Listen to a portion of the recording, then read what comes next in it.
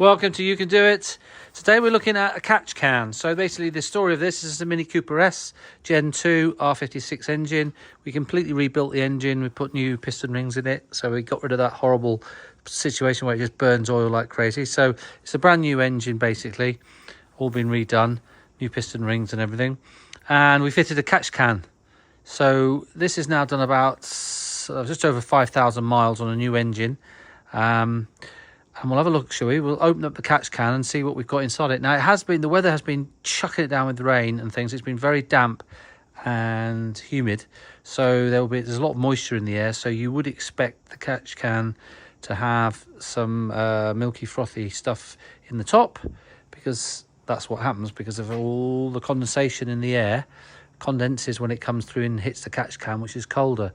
So obviously the job of the catch can is to catch things, namely the oil coming out of your PCV, your positive crankcase ventilation system. So it's sucking the air out from there, and it gets rid of all the oil in the air before it goes back into the inlet, so that you're not burning so much vaporized oil in the air and everything. But of course, another thing is you'll get the moisture that is in that air will condense in the can as well. So let's have a look inside and see how the catch can is. Bonnet's up. Here's the engine, obviously. So we put our catch can here, right? So it's this one. This is coming off of the back. So basically, this is in operation all the time that the engine is not under boost. And to be honest, driving around here, that's most of the time. So obviously, if you're flooring it and you've got high pressure, well, boost on your turbo, then the recirculation will be coming out of this one. But this is what's usually being used most of the time on your day-to-day driving.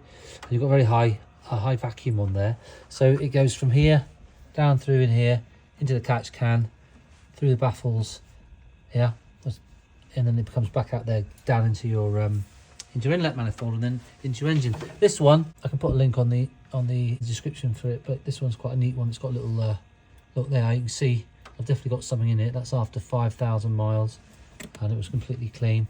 So that's your little dipstick, so I know there's something in it. So now what I do now, it's a bit dark in here. Now I need to just undo this can on the bottom here, and that's a sort of two-handed job.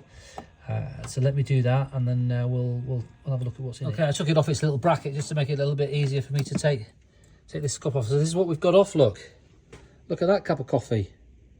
Now that is basically water and oil, but that's quite a lot of oil there.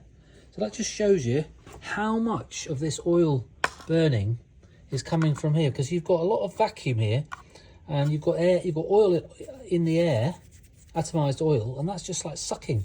Oh, so you're just sucking that out. So I've just managed to spill that there, so let me go and tidy that up and we'll go inside and measure up. All right, so we're in the workshop at the moment, so I've got measuring here. Let's see how much is in there. So look, don't worry that it's brown, because that's just the water. Because if the engine as the engine warms up, there's a lot of if it's especially winter and it's wet and rainy and whatever, there's a lot of moisture in the air, and so that moisture that will be in your engine, inside your engine, recirculating, and yeah, so the catch can condenses not only the oil oil vapor in the air, but also the water. So that's why it gets a little bit creamy. So let's just pour this out and see how much. Oh, there it is, look. Oh dear, that's the water. Ooh. So we'll clean that up. Look, you look like that. Horrible, isn't it? Like a blooming, it's like a latte gone wrong. Anyway, what do we get out of there? We've got 100 millilitres out of there. So we've got 100 millilitres. So what we'll do is I'll clean that all up, clean the gunk up, and we'll put it back and we'll see how much we get in another 5,000 miles. So that was, what was that?